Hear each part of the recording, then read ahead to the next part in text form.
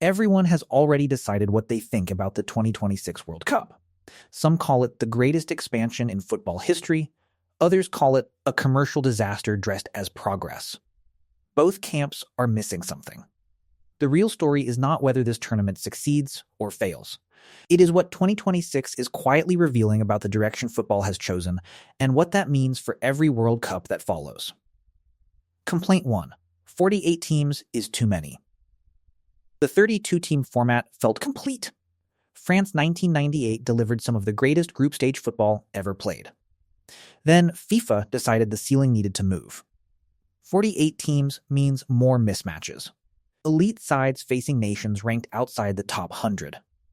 Critics fear the group stage loses the tension that defines the World Cup. The counter-argument, the gap between football's top 20 nations and the next 28 has compressed significantly. Coaching development, academy globalization, and confederation investment have changed the competitive landscape. 16 extra teams does not automatically mean 16 walkovers. The complaint is real. So is the counter-argument. Complaint 2. 3 countries cannot host one tournament. No World Cup has operated at this geographic scale. A team could play Toronto, then Houston, then Los Angeles across 3 group games. Those cities are separated by distances that would represent different countries in any previous tournament. The travel burden creates a competitive fairness problem. Geographically scattered draws mean different recovery windows, different preparation time, different physical depletion entering the knockouts. That has nothing to do with football quality and everything to do with the draw. The counter-argument, North American transport infrastructure, is among the most developed on Earth. FIFA has built scheduling buffers explicitly for travel. And the continental spread creates something genuinely new. Each region becomes its own World Cup hub, its own atmospheric center. Whether infrastructure solves the fairness problem only becomes clear when competitive pressure is actually applied. Complaint 3. The heat will ruin the football. Miami, Dallas, Houston in peak summer. Extreme heat, high humidity, 90 minutes of elite football. The concern is legitimate heat slows tempo, accelerates fatigue, increases injury risk. But this is arguably the most overstated complaint on this list. A significant portion of 2026 venues are either enclosed or climate-controlled. SoFi Stadium in Los Angeles, At&T Stadium in Dallas. For venues with genuine heat exposure, FIFA has prioritized evening kickoffs and scheduling buffers. Many matches in 2026 will be played in more controlled conditions than most club stadiums in Southern Europe. The loudest complaint about 2026 turns out to be the one most already addressed by venue selection. Complaint 4. The club versus country war gets worse. This complaint is about time. An expanded tournament combined with a bloated club calendar extended Champions League, domestic seasons. The expanded Club World Cup means elite players in 2026 face more competitive football in a single year than any generation before them. FIFA's counter-argument. The World Cup happens every 4 years. The extra matches primarily affect teams going deep, who are always going to play many games regardless. But there is a dimension rarely discussed. When elite players arrive physically compromised, it is not just individual performance that suffers. It is the quality of the tournament itself. Squad rotation becomes not a tactical choice, but a physical necessity. That is a cost that appears nowhere in any official FIFA document. Complaint 5. Weaker teams dilute the competition. More nations, more early round mismatches. For viewers expecting every group game to carry genuine tension, the expanded format risks delivering something closer to a qualification playoff than a World Cup. But the assumption underneath this complaint is historically wrong. Japan was considered a novelty in 1998. They reached the round of 16 in 2002. South Korea was not taken seriously in 2002. They reached the semifinals. Every major football power today was once a nation critics thought did not belong. The path to those transformations ran through World Cup experience. Denying nations that experience to protect the status quo of footballing power is not a neutral sporting decision. Some of 2026's extra 16 teams will struggle. Some will surprise.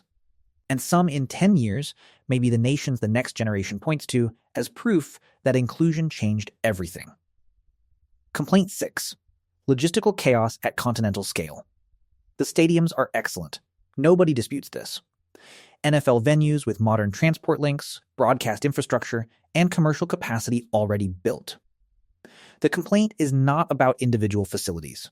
It is about coordinating match officials, security, broadcast operations, team logistics, and fan access across 16 cities in 3 countries simultaneously. Time zone gaps affect global broadcast windows. Fans following their team face intercontinental domestic travel. The infrastructure handles individual journeys well. Whether it handles the cumulative coordination of a coherent, fair tournament at this scale is a different question entirely. Look at the pattern across every complaint. Expansion balances sporting quality against commercial and political goals. Geography spreads the tournament across the widest commercial market rather than the most logical footballing footprint. The summer window serves North American broadcast schedules over optimal playing conditions. The fixture accumulation serves revenue generation over player welfare. The weaker teams argument uses the World Cup as a development tool rather than a purely competitive arena. The infrastructure challenge reflects a tournament designed around sponsor cities and television markets. Every complaint points to the same tension. The World Cup is a sport. The World Cup is a business. In 2026, those two things share the same tournament more explicitly than ever before. FIFA's counterarguments are not dishonest. The infrastructure is genuinely strong. The climate mitigation is genuinely significant. The qualification expansion genuinely matters for global football development. But those counterarguments also protect a format that generates substantially more revenue than its predecessor.